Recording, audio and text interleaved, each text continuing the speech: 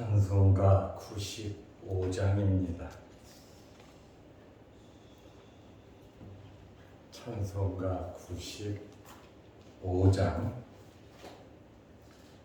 나의 기쁨 나의 소망 되시며 나의 생명이 되신 주 밤낮 불러서 찬송을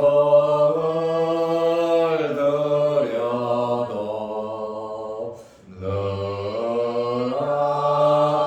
하신 마음 은일세.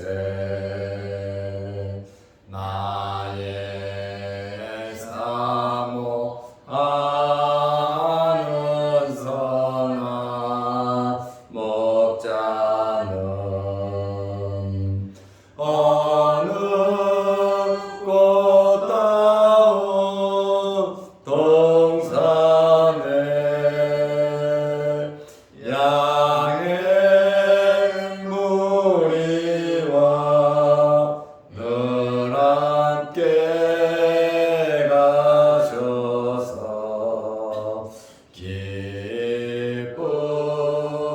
기쁨을 함께 하실까. 길도 없이 거친 넓은 들에서 갈 길 못 찾아 애쓰며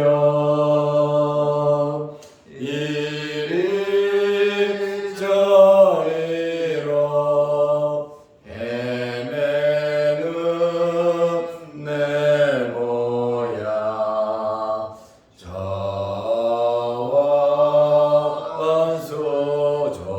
저원수조로 하도다. 주의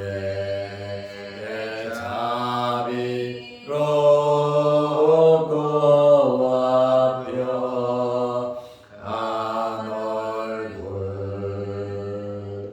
모든 천사도 반기며 주의 놀라운 진리의 말씀에 전지가 와닿하도다. 나의 진정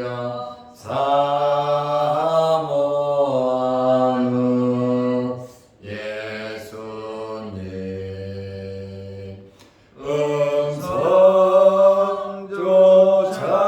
음성조차도 반갑고 나의 생명과 나의 참 소망은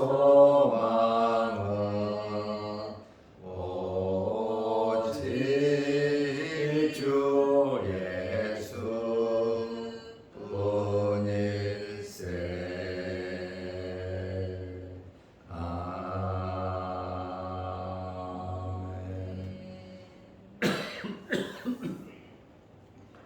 사도신경으로 신앙을 고백하겠습니다. 전능하사 천지를 만드신 하나님 아버지를 내가 믿사오며 그의 아들 우리 주 예수 그리스도를 믿사오니 이는 성령으로 잉태되게 하사 동정녀 마리아에 유행하시고 본디오 빌라도에게 고난을 받으사 십자가에 못 박혀 죽으시고 장사한 지 사흘 만에 죽은 자 가운데서 다시 살아나시며 하늘에 오르사 전능하신 하나님 우편에 앉아 계시다가 저리로서 사람들과 죽은 자를 심판하러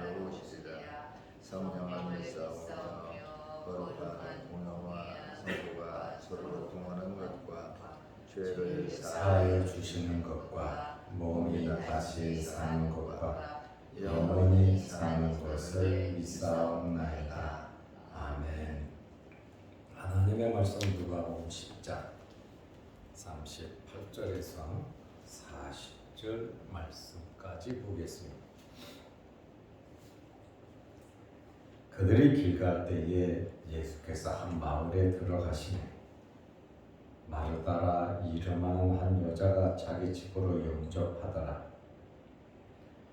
그에게 마리아라는 동생이 있어 주의 발치에 앉아 그의 말씀을 듣더니 마르다는 준비하는 일이 많아 마음이 분주한지라 예수께 나아가 이르되 주여 내 동생이 나 혼자 일하게 두는 것을 생각하지 아니하시나이까.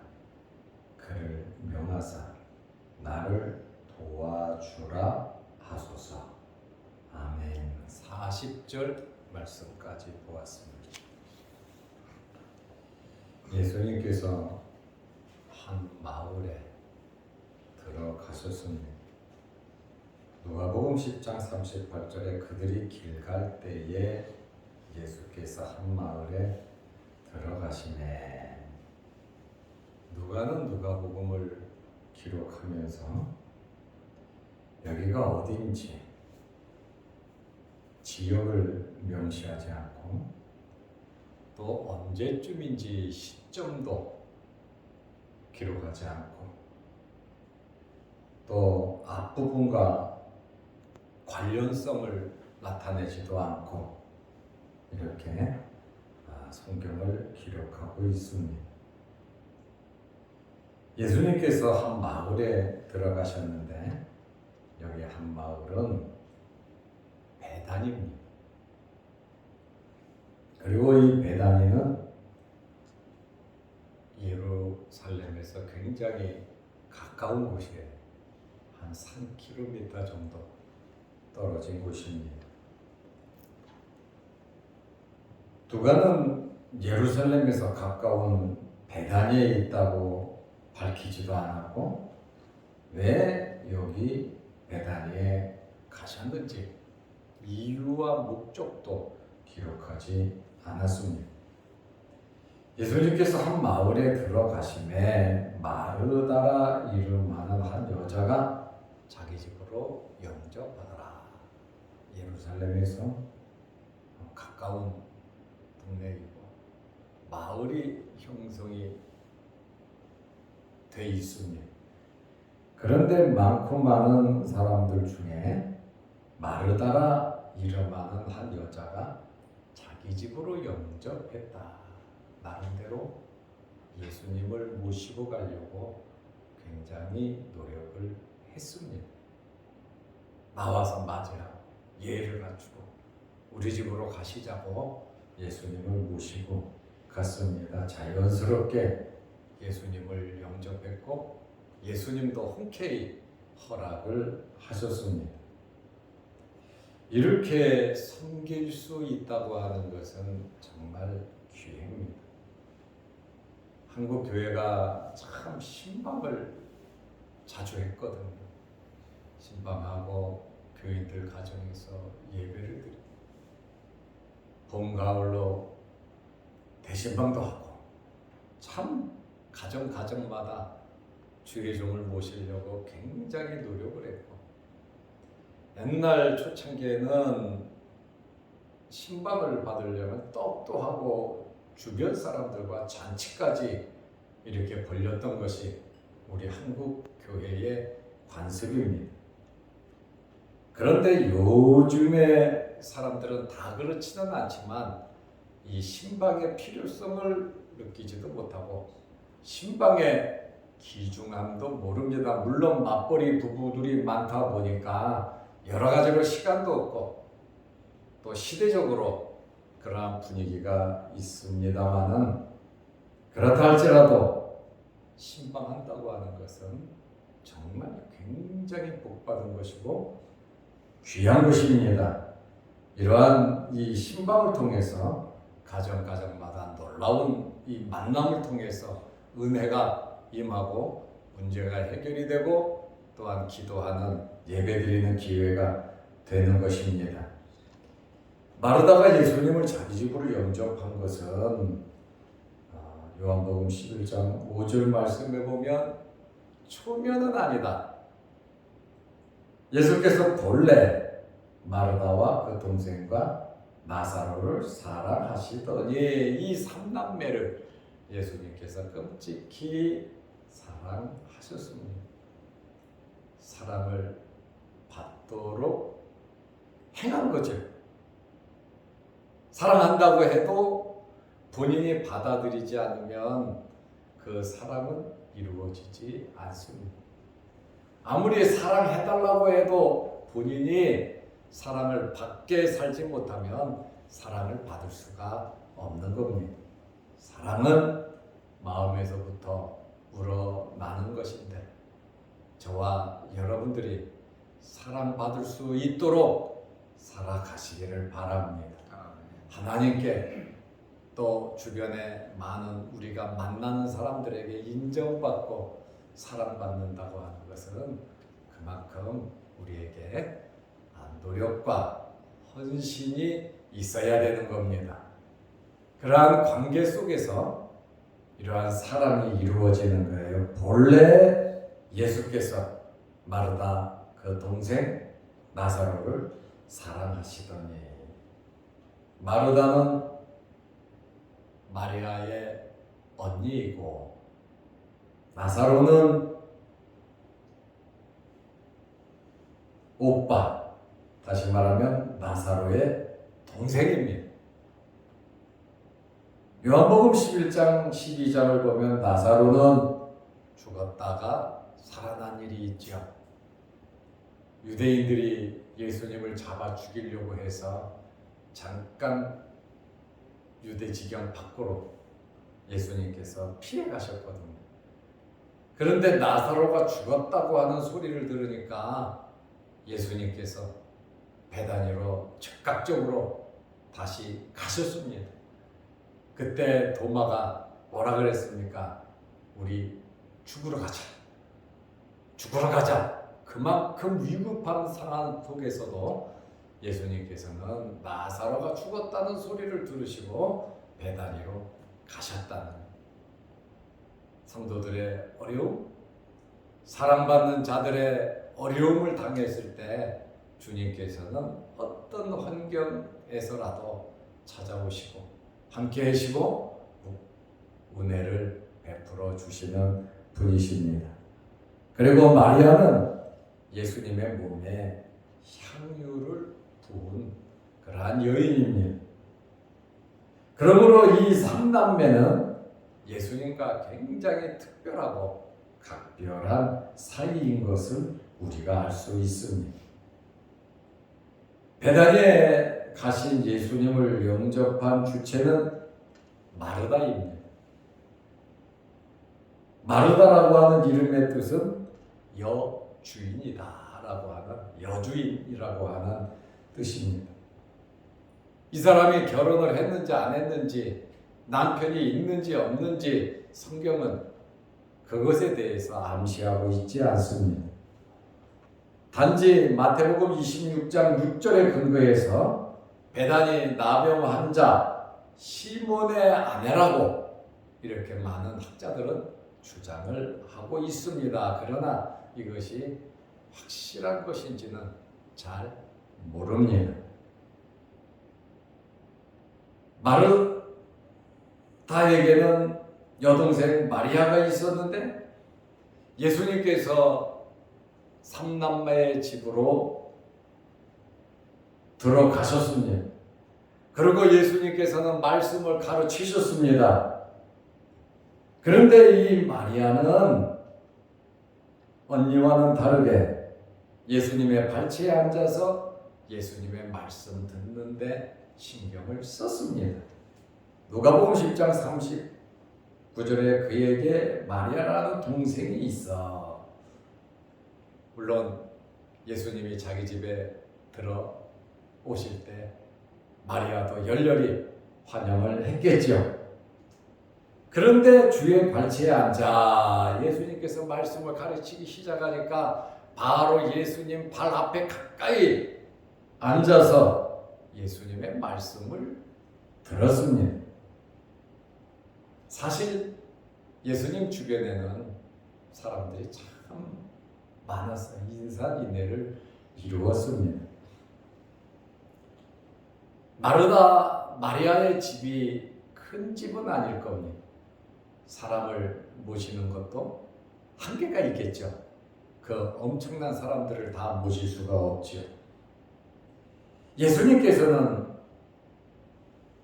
그 좁은 집에 들어가셨어도 무엇을 하셨냐면 말씀을 가르치셨어요. 말씀을 하셨어요. 사실 얼마나 분주하고 바쁘겠습니까? 내 집에 손님이 왔는데 내가 아무것도 안 하고 있으면 되겠냐 그 말이죠. 그런데 마리아는 그러한 환경에 개의치 아니하고 어떻게 보면 좀 밉지요. 예수님이 와서 지금 음식 대접을 해야 되는데 손님들이 많이 와서 정말 마음이 분주하고 바쁜데 그냥 일을 해야 할 주체가 예수님 발 앞에 앉아가지고 주님의 말씀을 들었다. 영적인 면에서 긍정적인 측면이 있지요. 또 육신적인 인간적인 측면에서 보면 예수님을 대접하는데 소홀함을 가질 수도 있지요. 그래서 마르다가 굉장히 속상한 거예요. 일손이 부족한데 같이 좀 도와서 잘 좀 최선을 다해서 피곤하신 예수님, 배고프신 예수님, 예수님에게 정말 잘해드리고 싶은데 너무 일손이 모자란단 말이에요. 그렇다 할지라도 마리아는 학생이 스승 앞에 앉아서 공부하듯이 그는 모든 것을 잃어버리고 말씀 듣는데 신경을 썼습니다. 다른 일에 관심 두지 않고 오직 말씀 듣는 일에 집중을 했습니다. 저도 여러분들이 이렇게 사모하고 말씀 듣는 일에 집중하시기를 바랍니다. 우리는 말씀 듣는 일에 집중. 그래서 미리 모든 것을 준비하고 노력하고 말씀을 제대로 한 말씀도 놓치지 않으려고 우리는 노력을 해야 하는 겁니다. 노력할 수 있음에도 불구하고 마음이 분주하고 바쁘면 말씀 듣는 일, 예배 드리는 일을 게을리하고 싶어서 게을리하는 것이 아니라 바쁘다고 보니까 그런 일들이 종종 있습니다. 이때에 이 말씀을 보면 마리아의 별명이 생겼는데 발 아래의 여인이다. 주의 발치에 앉아. 이 말씀을 마리아에게 이렇게 붙여서 별칭을 했습니다. 반면에 최고 큰 언니 마르다의 입장입니다. 마르다는 많이 분주했습니다. 여기 분주한지라라고 하는 말에 40절에 보면 준비하는 일이 많아 마음이 분주한지라 이 자가 있는데 이 말이 무슨 말이냐면 봉사하는 헬라어의 의미는 열심히 봉사했다. 그거 굉장히 중요한 일이거든. 봉사와 섬김도 중요하고 예배드리고 말씀을 듣는 것도 중요한데 일에는 우선순위가 있는데 예배드리고 말씀 듣는 이것이 최고의 우선순위인 것은 맞습니다. 그리고 봉사와 섬김도 꼭 필요한 겁니다. 이 두 가지를 같은 시간에는 할 수가 없습니다. 그러므로 지혜롭게 모든 시간 배정과 환경을 바르게 해서 말씀 듣는 일에 게으르지 아니하고 봉사하고 섬기는 일도 소홀하지 않도록 지혜롭게 우리는 모든 일을 해야 하는 겁니다. 한쪽에 너무 치우치다 보면은 한쪽은 소홀하게 될 수밖에 없습니다. 마르다는 굉장히 분주했어요. 당연하죠. 손님을 모셔놓고 내 집에 손님 모셔놓고 아무것도 준비하지 않는다고 하는 것은 예의가 아니고, 또 예수님께서 나 니네 집에 간다 하고 미리 말씀한 것도 아니고 주님 모시니까 마르다가 소리를 듣고 나가서 마르다가 예수님을 자기 집으로 급하게 모셨잖아요. 미리 예고가 돼서 방문이 되고 준비가 되고 한 그런 상황이 아닌 것은 우리가 잘 알고 있습니다. 누가복음 10장 40절에 마르다는 준비하는 일이 많아 마음이 분주하더라. 사실 준비하는 일 많죠. 집에 귀한 손님이 오면 올수록 분주한 것이 더 많죠. 예수께 나아가 이르되 너무나 마음이 분주하니까 마르다가 예수님께 나아가서 말하는, 지금 예수님께서 뭐 하고 계십니까? 말씀을 가르치고 계셨다. 예수님께서 말씀을 가르치시는데 그 말씀을 가르치는 것을 중간에 끊어버리고 마르다가 예수님에게 아주 말을 한 겁니다. 주여, 내 동생이 나 혼자 일하게 두는 것을 생각하지 아니하시나이까. 당연하게 지금 마음이 분주하고 손님 대접하느라고 바빠 죽겠는데 같이 일을 하고 도와야 될 자기 동생이 예수님 발치에 앉아서 그저 말씀만 듣고 있다 하니 인간적으로 언니 입장에서 여러분 같으면 속상하지 않겠습니까? 아마 많이 눈치도 보냈을 거야. 빨리 오라고 막 얼굴도 찌그리고 눈치도 보내고 여러 방법의 액션을 취했지만 마리아는 그거 개의치 않고 말씀 듣는 것이, 이것이 더 중요하고, 이번 기회를 놓치면 내가 언제 말씀을 듣겠냐고 적극적으로 마리아는 행동을 했습니다. 그를 명하사 나를 도와주라 하소서. 예수님께서 야, 너 가서 지금 언니가 바쁘니까 가서 좀 도와줘라. 과연 예수님께서 어떻게 행동을 하셨겠습니까? 마르다의 마음이 분주했다고 하는데 페리에스파토라는 헬라어인데 사방에서 끌어당기다 이것저것, 그냥 마음은 하나인데, 그죠? 마음은 하나인데 이것도 해야 되고 저것도 하고 이 일도 있고 저 일도 있고, 이게 마음이 분주한, 한 마음으로 말씀을 듣고 한 마음으로 예배를 드리고 한 마음으로 우리가 일에 집중해야 되는데 사실 마르다가 굉장히 마음이 분주했습니다. 마리아도 모르겠습니까? 마리아도 알고 있죠. 마리아와 마르다의 이 모습은 굉장히 대조적이었다라고 하는 것을 알 수가 있습니다. 마르다도 예수님 발 앞에 앉아 말씀 듣고 싶죠. 요한복음 11장 5절에 예수께서 본래 마르다와 그 동생과 나사로를 사랑했다 그랬잖아요. 다 사랑하잖아요. 그러니까 한 번이라도 더 예수님 앞에서 예수님도 배웠고 말씀도 듣고 대화도 하고 그러고 싶었겠죠. 초대의 당사자의 언니로서 접대의 책임 잘 보셔야 된다. 아마 이런 의무감이 정말 여러분도 있을 겁니다. 당연한 거 아니겠습니까? 너무너무 바쁘고 동생이 야속하다 보니까 예수님께 말을 한 거예요. 눈치 없는 마리아를 좀 내보내달라라고 하는 그러한 말이에요. 이러한 마르다의 행동은 마리아에 대한 간접적인 책망에 너 거기서 뭐하고 있냐 지금 바쁜데 빨리 나와 그 얘기. 또한 예수님에 대한 무관심 지금 굉장히 바쁜데 앞에 가만히 앉아 있으면 좀 언니 도와 내가 바쁜 거를 다 알고 계시면서 왜 바깥으로 안 보내주시는가 하는 이 섭섭함. 마르다의 입장에서는 현재 최우선이 뭐냐? 음식 준비해서 대접하는 것이다.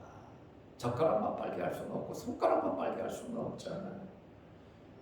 오늘 우리는 이러한 말씀을 보면서 우리의 입장은 어떠한가? 좀 지혜롭게 모든 일들을 처리해 가야 되겠다.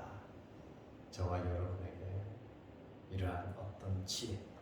예수님께서 과연 이러한 환경에서 뭐라고 말씀하셨는지는 내일 제가 말씀을 드리겠는데요. 어쨌든 말씀 듣는 것도 중요하고 예수님을 접대하는 것도 봉사하는 것도 참 중요합니다. 이 둘 다 소홀히 해서는 안 됩니다. 그러므로 우리는 무엇을 하든지 정말 지혜롭게 앞장서서 사랑받을 수 있도록 힘쓰고 애쓰는 저와 여러분들이 되시기를 바랍니다.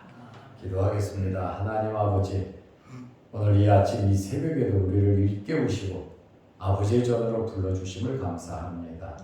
예배드릴 수 있는 복을 주셔서 감사하고 또한 말씀을 듣고 이대로 순종하며 살아갈 수 있는 믿음을 허락해 주셔서 감사합니다. 또한 이른 새벽에 주의 전을 찾을 수 있고 이곳에서 예배드리며 하나님께 영광 돌리며 간절히 기도하오니 우리의 기도에 응답하여 주시옵소서. 우리의 마음의 소원이 주께 있사오니 주께서 우리 마음의 소원을 이루어 주시옵소서. 영상을 보며 함께 말씀의 은혜 나누는 성도들에게도 크신 은혜와 복을 내려 주옵소서. 오늘 하루도 주 안에서 승리하는 복된 하루 되게 하옵소서. 예수님의 이름으로 기도드리옵나이다. 아멘. 하늘에 계신 우리 아버지여, 이름이 거룩히 여김을 받으시오며 나라 임하옵시며 뜻이 하늘에서 이룬 것 같이 땅에서도 이루어지이다. 오늘날 우리에게 일용할 양식을 주옵시고 우리가 우리에게 죄 지은 자를 사하여 준 것 같이 우리 죄를 사하여 주옵시고 우리를 시험에 들게 하지 마옵시고 다만 악에서 구하옵소서. 대개 나라와 권세와 영광이 아버지께 영원히 있사옵나이다. 아멘. 자유롭게 기도하시기 바랍니다.